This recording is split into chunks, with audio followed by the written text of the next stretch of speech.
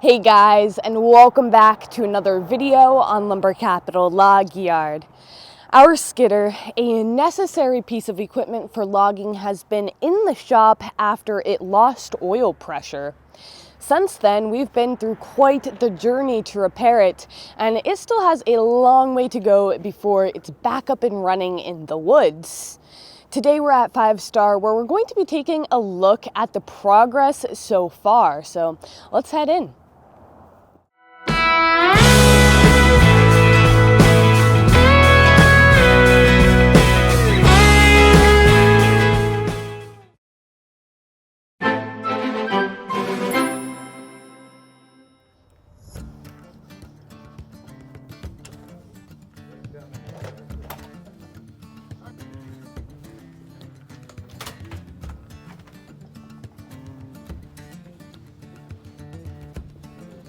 Gosh, is that it? Holy cow, you can't even tell what it is.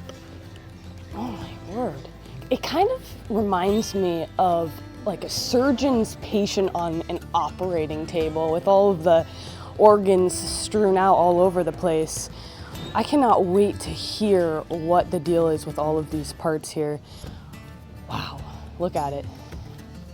It's kind of just a shell right now. All of its parts are taken out.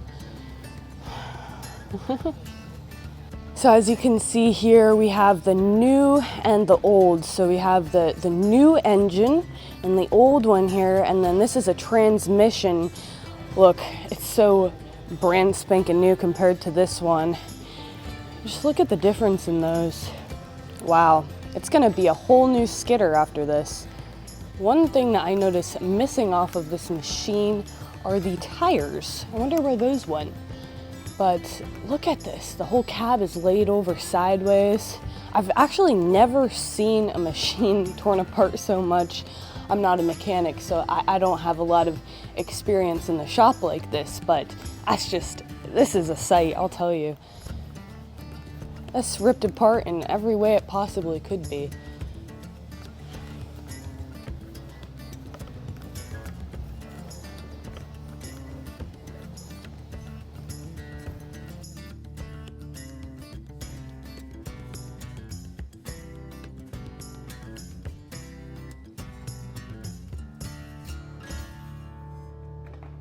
So I brought Grandpa with me here today, and he, I hear, is very glad that he's not going to be doing this repair. Grandpa, do you have anything to say about this whole operation here? Well, I came in here yesterday just to look at the progress of this rebuild. I'm glad I'm not the one that's doing it, but they're doing an exceptional job. We'll be talking to John pretty soon about this project. But it takes some heavy winches to put this thing together. So, but it's going to be a nice machine when it's done. Going to be new. Besides the engine and transmission, what else is being replaced? Well, there's some wiring harnesses being replaced. There's hoses being replaced. Of course, anything has to do with the engine, starter, clutch, all of that. Probably some U-joints. Probably all new U-joints in here, so essentially it will be just the same as a brand new machine. Wow. Except for the paint. Except for the paint. Except for the paint. So it'll be an asset when it's done. Now we will be hearing from the Regional Operations Manager on this major project to see what he has to say on the subject. This is Billy Hunt. He's the technician on the relife for Ken's 648H at Ironwood. He's been working along here. He's got all the major components out of it. We have all the new ones here available. He's replacing hoses, seals, ran into a couple other things that need attention. We don't want any downtime for Ken on this, so we're doing our best to try to get everything we can to prevent that. Well, we got part of the failure of the original engine. Okay. Which was what? If you look in here, there's the turbo was eating itself. You can see Yes. the shiny bits. See the where the propeller was wearing into the housing. You might be able to get that. I don't know if you can see it from that side. I got it. Okay. So the turbo probably failed, which caused low engine oil pressure and eventually the knock. Yep. So that's what it originally came in for, was the engine, and then here we are, giving it a whole new drivetrain. Mm-hmm. So generally a project like this is,